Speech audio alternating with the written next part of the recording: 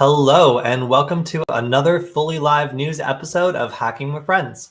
My name is Kody Kinsey. I am a security researcher at Varonis, and today we have our cryptozoology expert, Michael, here to help us go over the hacker news. Michael, thank you for joining us. Yes, of course. So we are starting a little bit late today because my 2019 MacBook is very hot.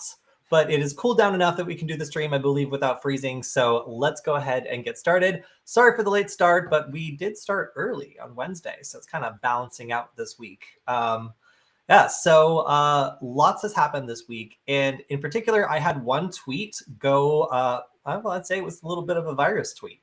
If we go over to my screen, you can see that I talked about my strategy for the video we posted last week of how I could use a QR code with a hidden Wi-Fi network embedded in it to track someone's phone. So this generated a lot of discussion. It was retweeted 172 times, 847 likes. So a lot of people thought this was interesting or novel.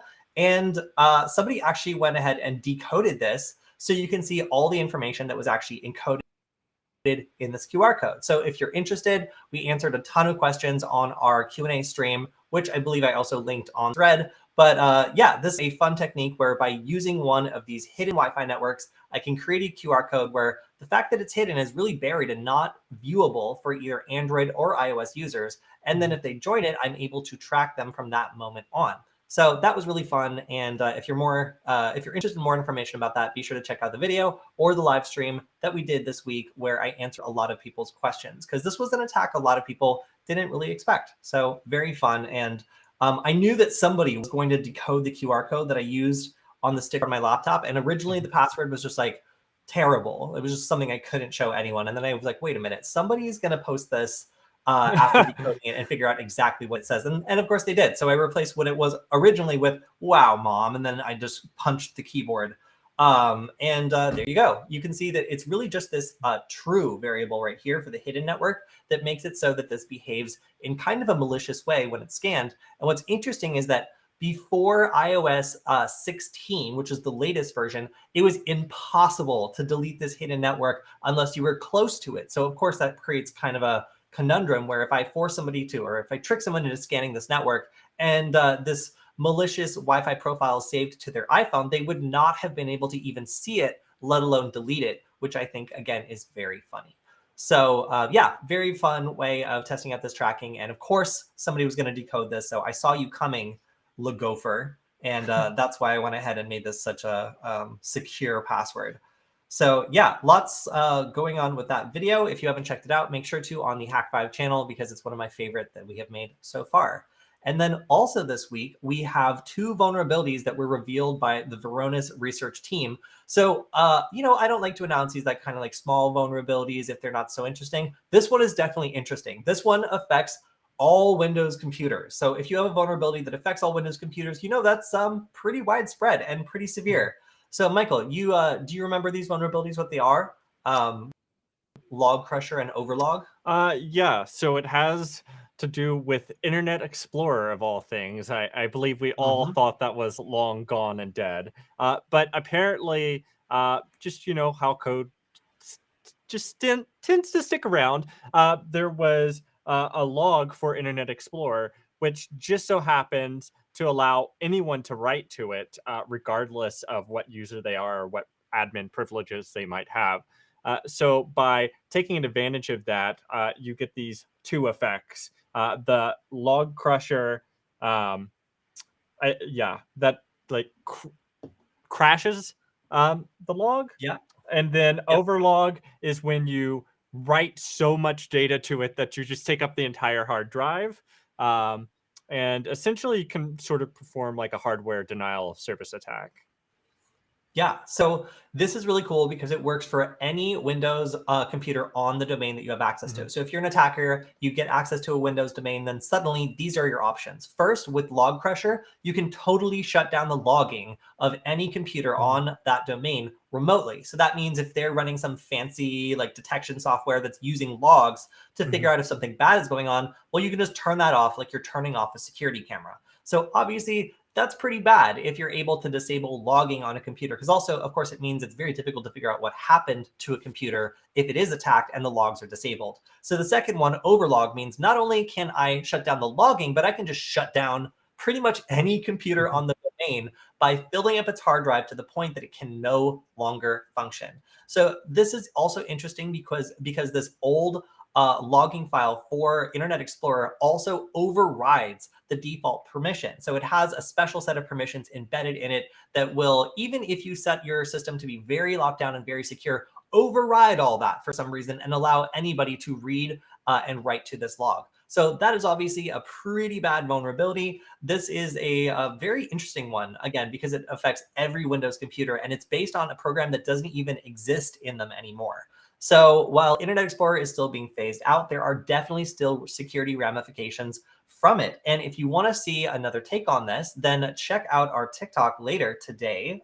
We have a TikTok hack bite where we're going to be posting a couple videos about both of these vulnerabilities with our very own Ariza, who you can see here.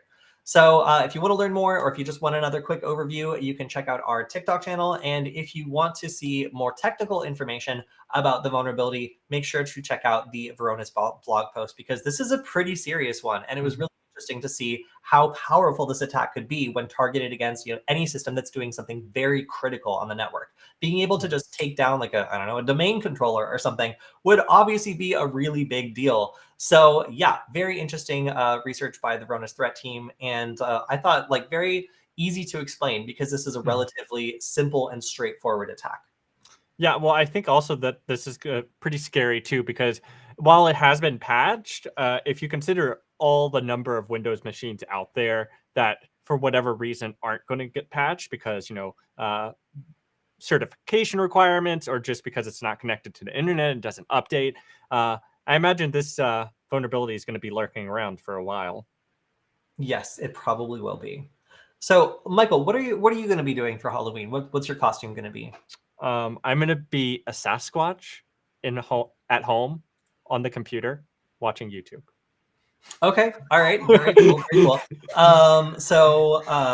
For my costume, I've been taking a look at one of these LED masks that you might have seen in recent years. It allows you, if we go over to my screen, to actually upload video and then play that video on the mask. So here, I realized the opportunity to become Armenian superstar Tata Simonian, and was able to just use my phone to record his face in a music video and then upload it to the mask.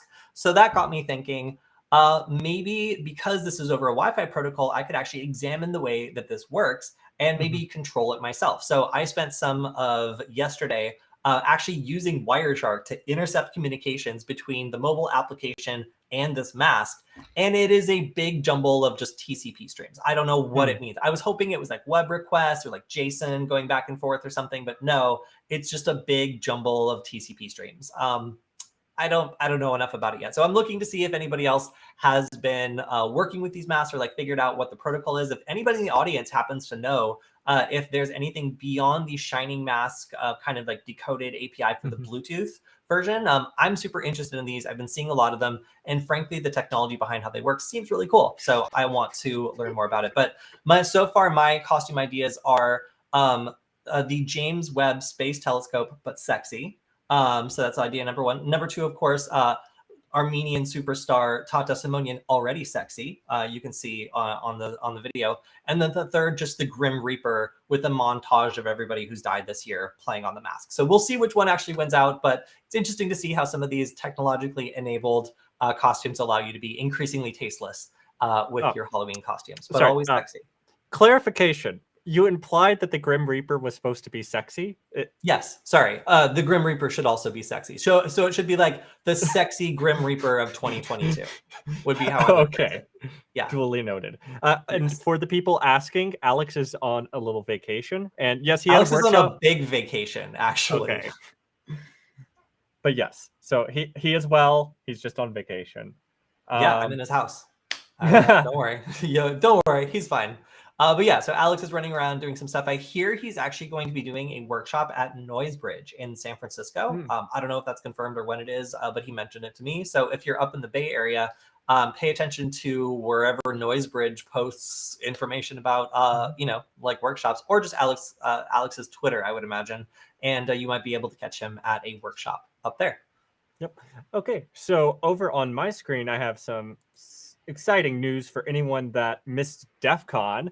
All the DEF CON talks are finally on YouTube. So if you had no plans for this weekend, then there's I think it's 80, 90 basically hour-long videos. They're like 45 minutes each. So definitely some talks that are interesting here. The one I really want to watch but haven't yet is about the high schooler who was able to hack the projectors in the entire school district he was at. I know we covered that on the news a couple months ago, I guess. But unfortunately, while I was at DEF CON, I didn't get to see the talk. I was busy working the Hack 5 booth. So it'll be nice to go back and see some of these. And I hear, I lost the video, but the closing ceremonies is in here. And I hear that Kody and I were mentioned in the closing ceremony, but just quickly browsing through it, I couldn't find it. So if any of y'all see that, definitely tag us. Yeah, I think we were probably mentioned for our pioneering work with the Norwegian Institute of Journalism, making sure they didn't get kicked out of the conference or get too scared by any of the hackers who, the second they got their badges, ran over and asked if they could scan, reverse engineer, or take them apart, which immediately made all the Norwegians think they were getting hacked. So we definitely got to work with the press people and figure out like exactly like how to include press without like being invasive of people's privacy and the spirit of the conference. And it was really fun. So if we were getting mentioned for anything, I would hope that. But yes, I did see that a lot of these workshops went up. And every time we take people to DEF CON, we say like, hey, don't waste your time going to talks and stuff unless you like really want to like maybe talk to the speaker afterwards or like ask a question. All these talks are going to be available online later. What's not is like the villages and a lot of these other things that you can only experience when you're at the conference, like Sky Talks and some of the other stuff that isn't put online. So for everybody that followed my advice and did not go to a bunch of talks that they wanted to go to just so they could experience the rest of the conference, now is your time. You can go back and watch every video that you want to watch, and hopefully somebody asked that question that's burning inside you as you are watching it. But again, you can always reach out to the people who did the talk, like and ask your questions, and frequently, they'll respond if it's a good question. But yeah, so all those are up now, and I'm very excited to go through and watch some of them. Including actually Patrick Wardle has a couple really good talks up. One of them was on how he caught like 3 companies using his open source tools to turn a profit by basically stealing like the business logic of some of his really excellent tools, and then him reaching out and actually resolving the situation very amicably. Very cool. And then another one was on very predictably like Mac OS malware. Nice. So Kody, have you been to a concert in the last 2.5 years? Yes, I have been to a concert in the last 2.5 years, I think. Well, I have sad news for you. You may have been in a data breach. Well, the concert that I went to was actually a bunch of people playing like metal music in a field that is like a super fun cleanup site. And a helicopter came and flew around. So I don't think that, unless they scanned our faces, I don't think I'm in that particular data breach. Go on. So C-Tickets had what essentially was a software credit card skimmer. So you all may be familiar with the concept of a hardware credit card skimmer. You'll often see these at gas stations or other point of sale systems where it physically intercepts the magnetic stripe on your card when you scan it. Now, a software credit card skimmer is a piece of code, in this case JavaScript, that was injected into the payment page on C-Tickets website. And what's really wild here is that this was in place for the better part of 2.5 years before it was detected. It was first detected in April 2021, but it wasn't taken down until January of 2022. And in that investigation period, they discovered it was first started in June of 2019. So this thing was up there for quite some time. So anyone that checked out through that payment system had their full names, addresses, zip code, most importantly, payment, credit card number, and the code on the back, the CVV. released. Now, what's really interesting here as well is C-Tickets is not offering like any kind of identity theft protection or anything. They basically started this investigation with a private company. Then a couple months later, figured out what was going on, shut it off, and then they made a disclosure and said, your data might have been breached. Good luck with that. So definitely, I think some lessons on what to do and what not to do here can be learned. I think one thing they really did well was, recognizing when you're outside of your depth and going to a third-party company to help you investigate those issues. That's something that's really valuable and important. However, I would have liked to seen this company disclose the breach as soon as they realized what was going on, even if they maybe, I don't know. There's mixed thoughts there on, should they figure out completely what's going on and then announce it, or recognize that something's going on, announce that, and then continue the investigation. But yes. All right, y'all. So should I hack a Furby? We've been talking about what our next Hack 5 video is going to be. And one of the suggestions was some sort of Christmas toy or some sort of holiday toy that can hack you. Now, there's a couple of different toys out there that have been hacked pretty well. Billy the Big Mouth Bass, of course, which we have one, is something that has been modified extensively to be able to sing random songs or connect to Alexa. But also Furbies are something that have a surprising amount of research behind being able to override their default functions, trigger them to do weird things, and also connect to some of the newer versions that were made in 2012. So over here on my screen, you can see a guide to hacking Furbies. There's actually a number of different Furbies that have been released that are hackable. And the techniques to do this are anywhere as elaborate as replacing the internals completely and hooking up new electronics to their motors and stuff. Oh my gosh, this one is particularly horrifying. It's just mounted on a plate. But it seems as though there is something called Fluffed Client, which allows you to communicate with the Bluetooth low energy ones. And then all the way back in, oh man, I think it was 2012. Yeah, the 2012 model uses an audio communication protocol that like squeaks at like a high pitch that humans can't hear in order to communicate between two Furbies. The way that these things communicate is so weird because the original ones had like an infrared port in their forehead and they would like send information back and forth to each other. Whereas the 2012 ones apparently had some other like weird protocols, like using high-pitched audio squeaking to communicate. So very strange technology used in these Furbies. And a lot of people have done some interesting things with them. So based on the amount of reverse engineering tutorials that I found both on Hackaday and on GitHub, let me know if this is something that we should cover on Hack 5. Making Christmas toys that hack you with the Furby, like that could be very fun. So yeah, let us know, because it looks like a lot of groundwork has already been done to make Furbies very creepy. And, I think it's time for them to come back. Awesome. I'm not looking forward to being hacked by a Furby. I'll just say that. Yeah, we're going to make it bad. Whatever it is, it's going to be bad. But it can't be any worse than this. This thing looks like it's in pain. Like it looks like it committed some crime. And this is like the cyber jail for Furbies that they have to like wait in to be released again before they can be reintegrated into society. I feel like this is just like a horror movie waiting to happen. Who needs Chucky when you've got Furbies? Yeah, it's horrifying. All right, so back to the real world. This thing doesn't exist yet, but it soon will. So stay tuned. Okay. So over on my screen, a Ukrainian has been charged with operating the Raccoon Stealer malware as a service. So y'all may be familiar with all of the as a service models we're seeing recently. So in this case, it's malware as a service.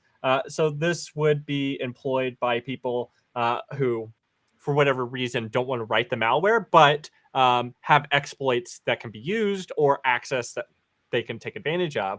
And for the low price of $75 a week or $200 a month, you can go and buy access, or you formerly could go buy access to this malware as a service. However, that does catch up to people eventually. And in this case, the 26-year-old Ukrainian was arrested for their involvement, and I believe they were the developer of this malware as a service.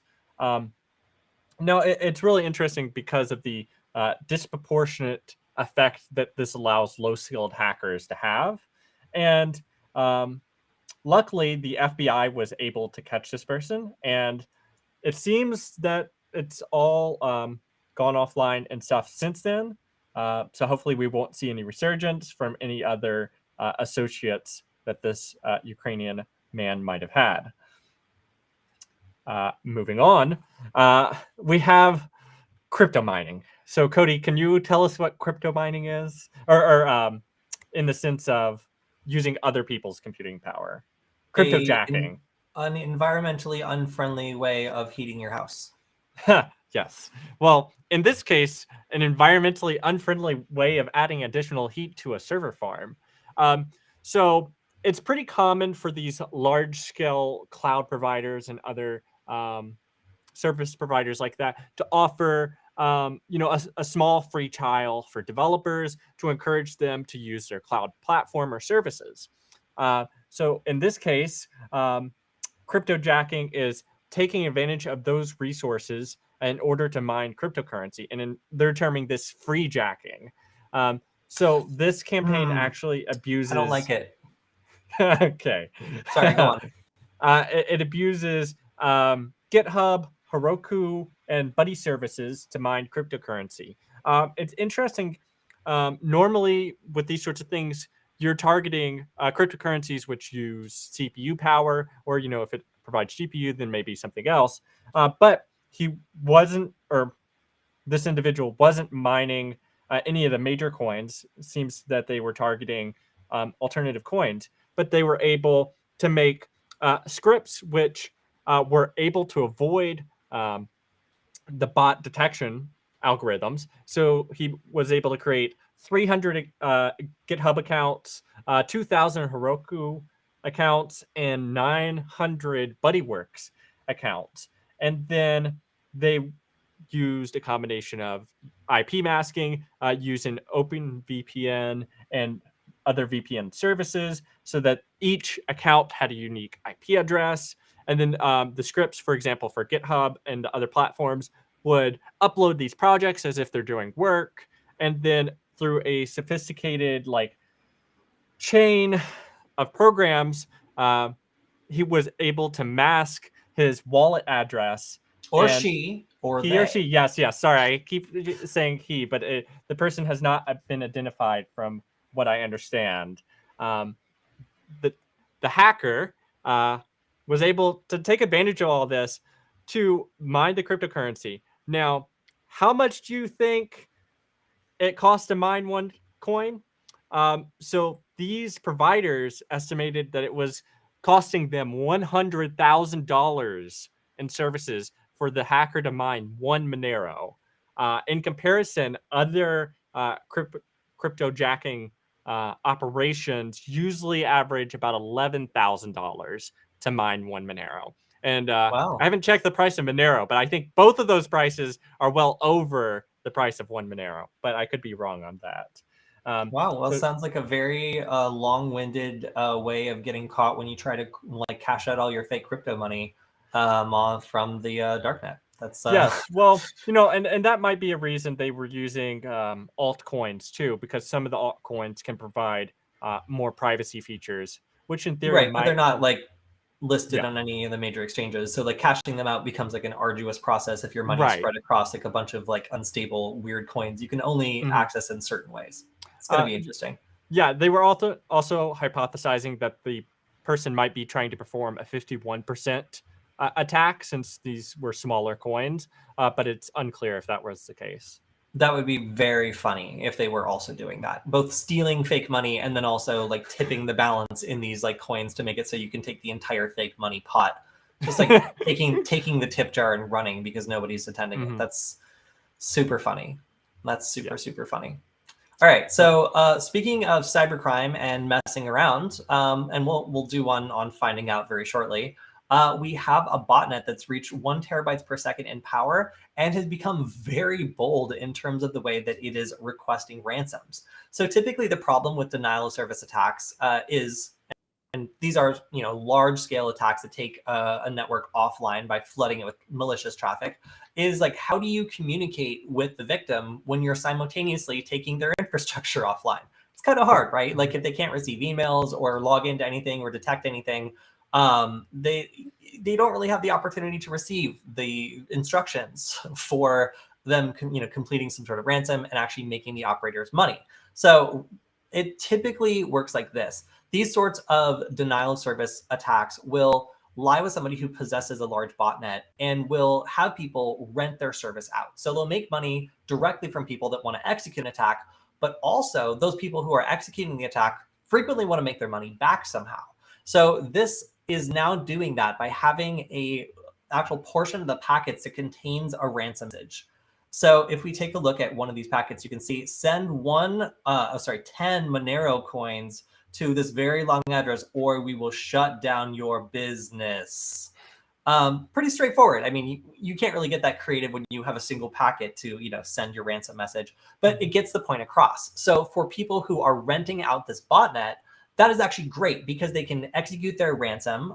They can send this message with clear instructions to try to get their money back while also using someone else's infrastructure. So, you take a risk, you put down some money, but if the victim pays up, then you can make your money back. So using somebody else's botnet might actually become profitable to the right parties. And that, of course, is a really weird but interesting business model that we're continuing to see as these sorts of traditional attacks become like as a service style ways of lower skilled attackers getting access to tools. Otherwise, they would never be able to make or use themselves. So interesting to also find a student in Germany arrested for running one of Germany's largest dark web markets. Obviously, when you start to do something like actually running the attack or paying someone to do the attack, like you start taking on more and more risk. And that's why a lot of these people are being wrapped up increasingly. In this case, it looks as though this person took on putting up the third version of this marketplace that kept getting taken down in Germany. And the third iteration of this was also notorious for really not caring about censoring out any sort of illegal stuff that was being sold on it. Originally, this was kind of a forum that people used to discuss IT and anonymization, but it also had a thriving like bartering system with an escrow set up to allow people to conduct all sorts of illicit trades. And after this was initially taken down, it came back up 2 more times, each time being a little bit more committed to just being a darknet marketplace. In this case, it looks like the last time it was brought up, it was done by a 26-year-old who was just a student who I guess decided needed to also control one of the largest darknet marketplaces in Germany. So we don't know what they're going to exactly be convicted of yet, but there was also an anecdotal mention of a shooter in Munich who used the website to procure a murder weapon and ammunition because those things are very tightly regulated in Germany. So yeah, we will see exactly. No, yeah, I think it is a 26-year-old hacker. But yeah, we'll see exactly what happens with this. But again, like when you take on the risk of either providing infrastructure or renting out infrastructure to people, as in the last case, you come at an increased risk of getting a lot of attention depending on who is involved in these crimes. And it looks like after the murder, the German police really decided to go very hard after this marketplace. So it was an unfortunate time to decide you wanted to be the one to take it up and keep it running. Okay, cool. So, Kody, have you ever been concerned about having to give your phone over for maintenance, like broken a screen and need it repaired or something like that? No. No. Okay. Well, for other people, it's dead at that point. For other people, they are concerned about such activities, apparently, because Samsung has released a new maintenance mode, which ostensibly protects your data during phone repairs. So essentially how this works is you're able to go into the battery and device care and activate this setting. It'll create a second account, which doesn't have any access to any of your data. And in theory, it's encrypting your data on the device and then creating this other account that the device technician can use as necessary in the repair of your device. And then when you get your device back, you type in your password, and it automatically deletes the other account and any apps and anything installed or downloaded or done on your device on that account. So I really like this in principle. However, I do have concerns that it's going to create a false sense of security in individuals. Because I think, as many of us know, when you have physical access to a device, there's a lot of things you could do. So I don't know if they are using encryption, or if they don't use encryption, or if it's not very good encryption. A person could easily just physically connect to the storage on the device and just save it, potentially having access to any compromising information that might be on that device. So it's definitely a good step in the right direction. However, I would encourage people to not become overly reliant on such a feature and think that their phone is unhackable when they give it to someone to get fixed. And then the second concern is, how do you turn it on when you drop your phone and your screen is cracked and you can't see That's what anything to use your somebody in phone? the chat just said. Like, so it has to Yeah. be like on and functioning to put it in that mode. Like, that's like Right. not So, helpful, you know? and it's the maintenance mode. So, yes, in theory, like if you chipped the edge of your screen and still could see the rest, and maybe, but like if you drop it in water, or there's a number of things that could potentially happen to the device where you wouldn't be able to put it in this mode. So I like the heart and the spirit of what they're trying to do, but I don't know that it's enough. But good on them. All right. Hello, And everybody on Twitch as well. Yes, I am from Nullbyte and also from Hack5, and it's it's good to see all of you. oh yes, you're yes. Okay. Anyway, moving on. Chrome extensions. So there are a type of Chrome extension, which is basically, editing colors, revealing my age somewhat here, but back in the day when, Chrome didn't have a dark mode or anything built in, there were Chrome extensions to, enable dark mode and do various edits or tweaks to your Chrome browser. Well, it's been revealed that some of these extensions, with 1 million downloads, are operating as a malvertising campaign. I think I said that right. Essentially, what happens here, and there's a little video I'll play, is you go to these websites, or you get redirected to these websites, and you get prompted to download this extension.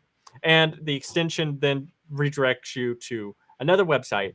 What they're doing is they're able to get the extension on like the Google store, because it doesn't actually have any malware or anything nefarious in it. But then when you're redirected to that second follow-up site, it sideloads malware. And what this malware is doing is, anytime you go and search for something, it can inject results. In theory, it could inject things like phishing pages, for instance, but it doesn't seem that they're doing that. Mostly what they're doing is injecting advertisements and referral links. So an example of this would be, say you go to Amazon.com, it just injects its referral link into Amazon.com. So they'll then get 3% or whatever commission that Amazon deems that they're going to get. Because these affiliate links are normally used by influencers or other individuals to profit off of their influence. But as we see in this case, they're not always good actors using these affiliate links. So definitely spooky. Luckily, they're not doing anything super nefarious. I mean, it's definitely not legal what they're doing here, but it could be much worse in the sense that they could be injecting phishing pages, for example, or say you go to facebook.com, it could load up a page that phishes you, grabs your credentials, and then sends it back to the hacker. It does not appear that they are currently doing this, and it's being removed from the extensions. So it's all well that ends well in this case. So there's a story here about the way that Android malware droppers have been working that's actually remarkably similar to that. So the problem that these malicious Chrome extensions were also having is it's really difficult to get through the automated scanning and other things that go into listing an app on the store. However, there's a number of things you can do that can trick a user into sideloading an app instead, which totally bypasses this process. And that's exactly what a lot of these apps have been shown to do. Some of these, it looks like, are up to 130 installs on the Play Store. And these are like pretty niche applications. They're designed to do things like go after people doing their taxes in Italy. But again, these are things that initially look fine and then turn out to install updates that are really just malicious ways of getting around protections built into Android. So the File Manager Small Lite is also one that is being used to masquerade as a useful and normal application that gets a bunch of users and then pushes an update. Now, this update will pop up and make it look as though you have gone to the Play Store. You can see this is actually a browser window, and it's absolutely not the Play Store's address. However, it looks as though you might be on the Play Store. So when you tap on Update, it will go ahead and download the APK file and load it up. And of course, this is when things start to get bad, and it starts dropping known malicious files that will do everything from fake login overlays, SMS, interception for grabbing 2FA keys, key logging, and a cookie stealer. But these, at least for the Italian banking one, are specifically targeting Italian banks. So if people are trying to do their taxes, it'll go after whatever banks they're using specifically. However, some of these other ones are more general and will go after banks in the United States, the UK, Germany, Spain, Poland, Austria, Australia, and Italy. So it looks as though these campaigns are primarily motivated by people who want to steal bank account credentials and be able to look at what is going on the phone. What's interesting is that there are some other ones that are more focused on what seems like espionage. These are apps like Recover Audio, Images, and Videos, 100,000 downloads, Zetter Authentication, and My Finances Tracker. This campaign, rather than going after banking credentials, is much more interested in looking at what's going on the phone and getting around some of the restrictions that some apps have on being able to record or take pictures. There have been more apps that are including this restriction to prevent sensitive information on the screen from being easily copied. And this malicious attack method goes through and tries to do a number of sneaky things to get around that and exfiltrate the data. So again, both of these are sideloaded. It's not really possible for them to put these programs directly in the Play Store. So instead, they'll make a seemingly useful application and then push an update that moves you on over to their website for a download. As soon as I said that, I realized that is exactly what DJI does for their Android apps, and that's very sketchy, and I don't know why. But yeah, it's very easy for a user to accidentally download the wrong APK file. And while the original one was totally fine and didn't include anything malicious, a lot of this is then being served later by like a DAX file or something that gets sent directly from the attacker's server and then displays an update via the app. So if you have one of these applications that's just made by some no-name random developer and then pushes an update like this, you should immediately be suspicious that this is an attack, because this is currently the best way that attackers have figured out to get around this cat and mouse game that they've been playing for quite some time. As you can see, this little slightly confusing chart here, where Android has added accessibility service as a red flag, added restrictions in Android 13 to disable accessibility services for apps that are not in the store, and then also add limitations on installation permissions. And down here, you can see attackers have pretty much migrated to sideloading through the browser to get around most of this stuff, because it's been pretty effective when it comes to actually fixing this problem. I'll have to make a compilation of Kody interprets confusing infographics. Yeah, this one is much more straightforward than before, thanks to this caption. But if you didn't give me the caption, I would have been confused as to what was going on. So Android is not the only one that suffers from security issues from time to time. Apple has just released a fix for its 9th zero-day vulnerability this year. And in fact, this zero-day vulnerability has been reported to be actively exploited. However, that has not been confirmed yet. What this exploit is an out-of-bounds write issue. Sort of integer overflow? I had to find it. But it allows arbitrary code execution with kernel level privileges. Luckily, as I said, this has been patched. So if you have an iPhone 8 or later, definitely want to download the most recent security patch. Now, Apple is not alone in its security woes. The Iranian department, what's the name here?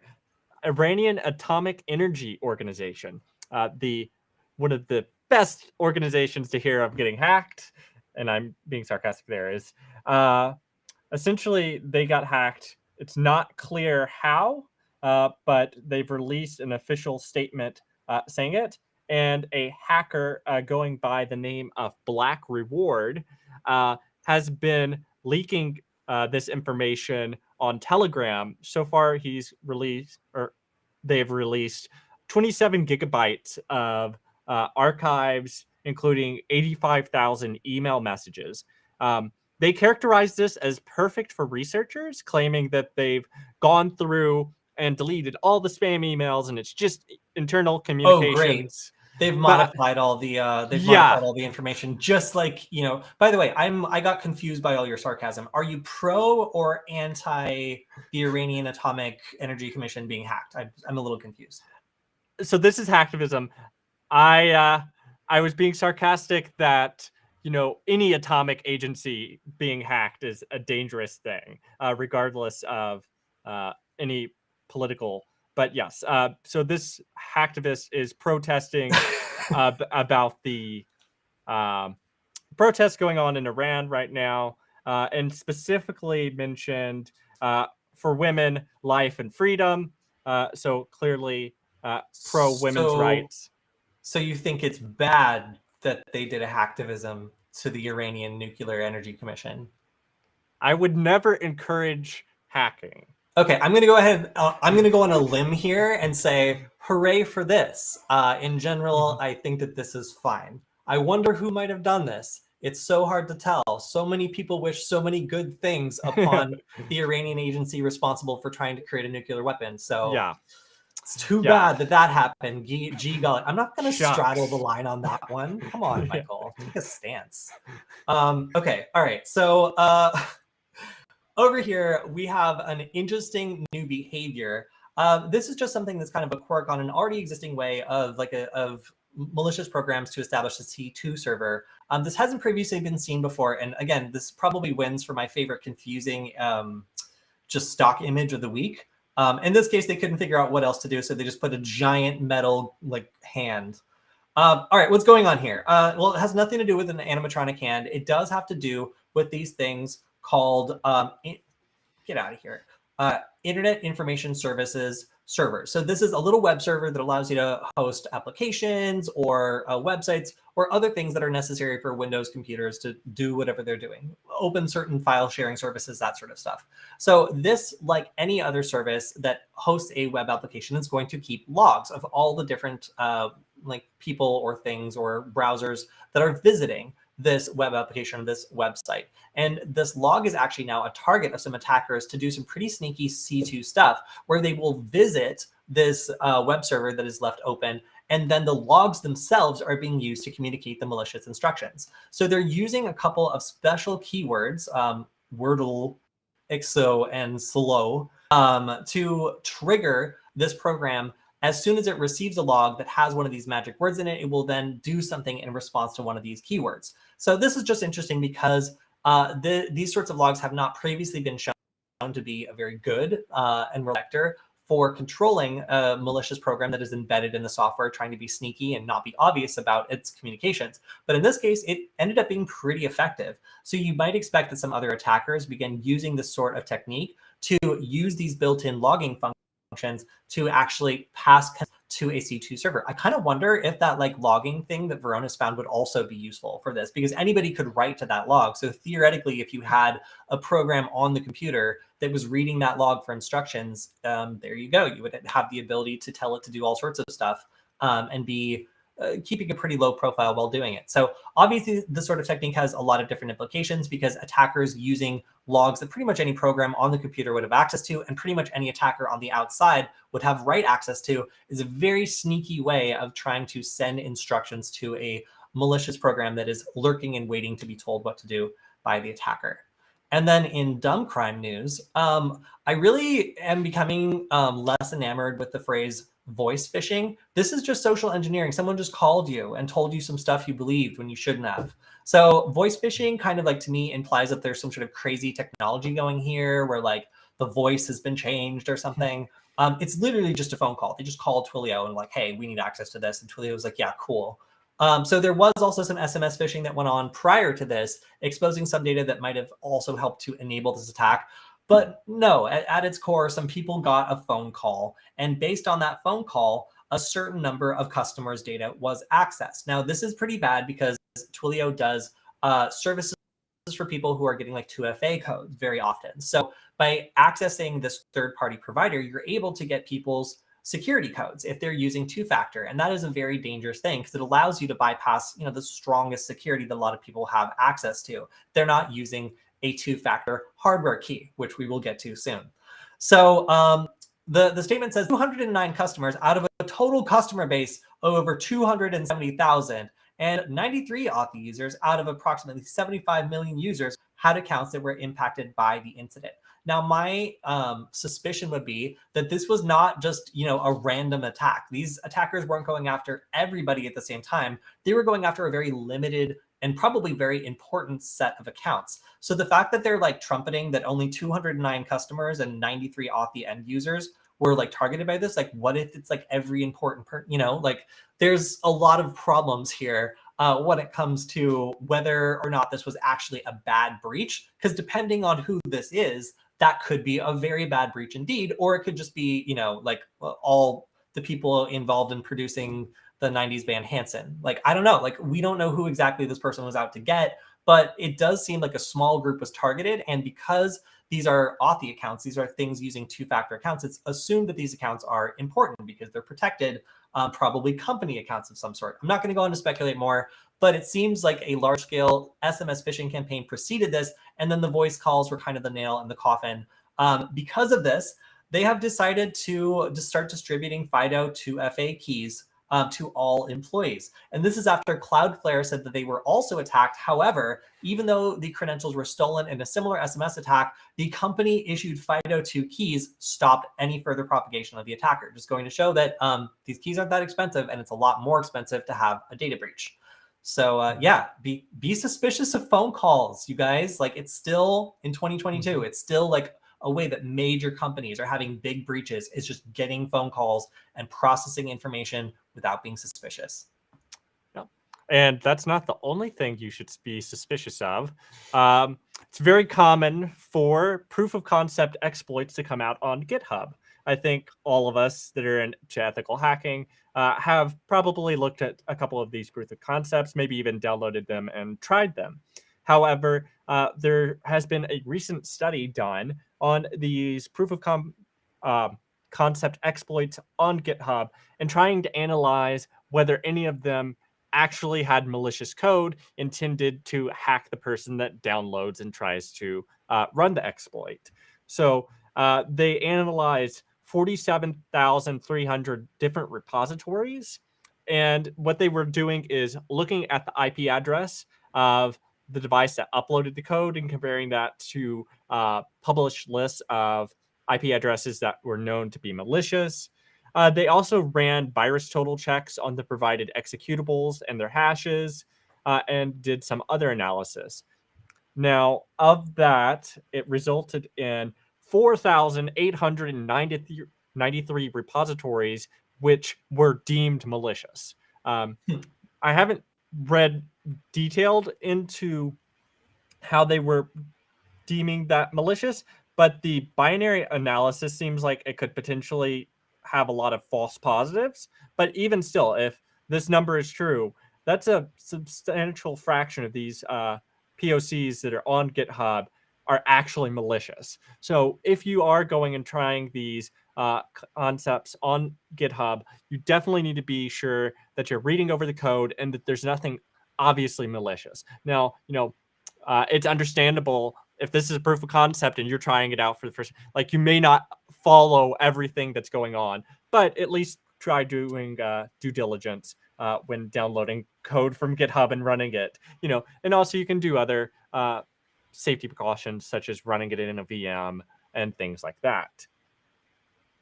Now, well, somebody in the chat is pointing out the possibility that if you just bought a router off of eBay or something, the likelihood that somebody would be running a botnet off of it and continuing to make money off of it even after selling it.